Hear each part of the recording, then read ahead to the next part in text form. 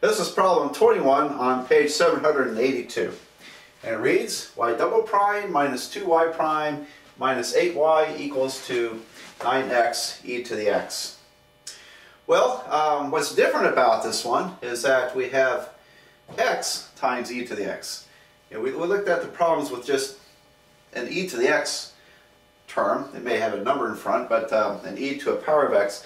But now we have a function, a non-constant function multiplying e to the x. Well, that turns out to be, in this book, case 5 on page 277, and which leads to the exponential shift theorem for inverse operators. So let me write out that exponential shift theorem. The exponential shift theorem says that if y particular is equal to 1 over a polynomial operator, p of d, operating on function u e to the ax, then the theorem says that we can rewrite this as e to the ax times 1 over polynomial operator p of d plus a operating on function u. So let's take one more look at this. So if you can write your y particular as 1 over polynomial operator times a function u e to the ax, then we factor out e to the ax and we have 1 over polynomial evaluated at d plus a, that a, times my function u. So that's the exponential shift, and the word shift comes from changing the input of the polynomial operator over to a different input. We shifted it in a sense. D becomes d plus a. Well, we're going to need that, and I suspect this still won't be a terribly quick problem to work, but at least we have a method here for working with it. Well, okay, let's see what we have here. This is d squared minus 2d minus 8 operating on y equals to 9x e to the x. So my y particular would be 1 over this polynomial, d squared minus 2d minus 8, operating on 9x e to the x. Now, according to my exponential shift theorem, I can rewrite this as e to the ax, so that's really e to the x, and then I'm going to bring the constant in front. It's just a constant, so I have 9 e to the x, and then we have 1 over the polynomial operator at d plus a. Now, a is equal to 1 up here, and so I'm going to replace the d's with d plus 1. And that operates on my function x. Okay?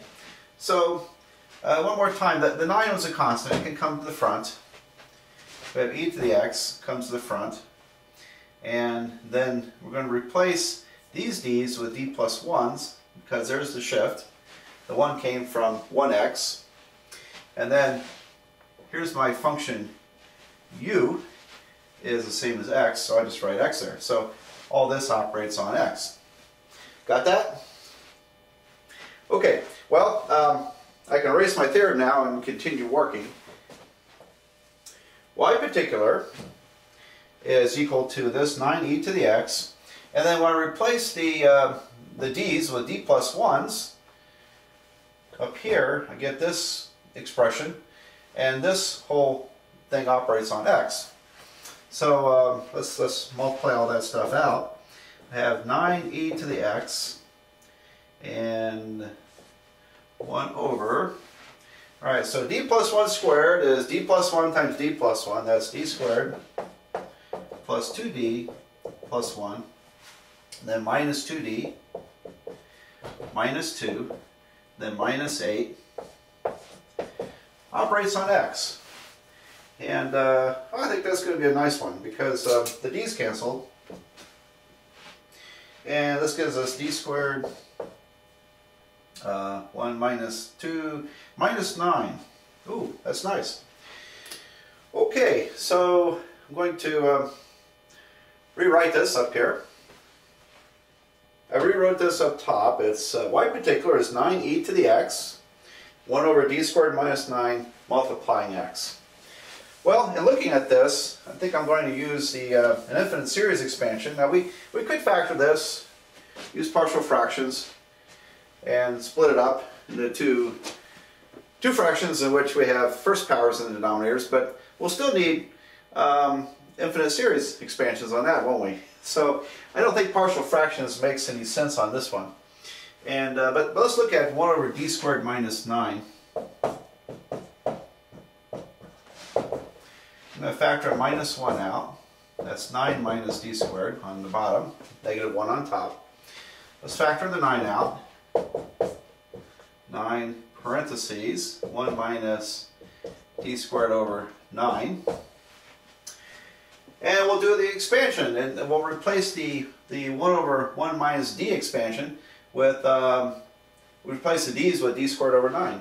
So this becomes minus 1/9 times, and this expansion goes like this. It'll be 1, they're all pluses, plus d squared over 9, and then plus the next power would be d to the 4th over 81, and that continues. Now we don't have to go far, do we?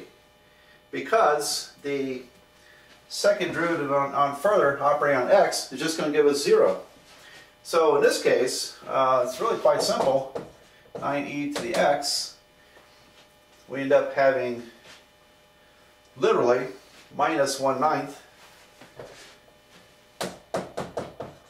operating on x. Well, there's no derivative, there is no calculus.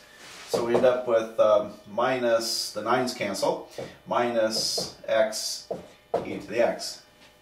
Alright, so let me rewrite that a little more carefully, and then we'll check the answer. Y particular is minus x e to the x. And moment of truth, this is problem 21, page 282. And there we are. That's it. Y particular is minus x e to the x. So that was kind of an easy one, wasn't it? Okay, well, let's do another problem.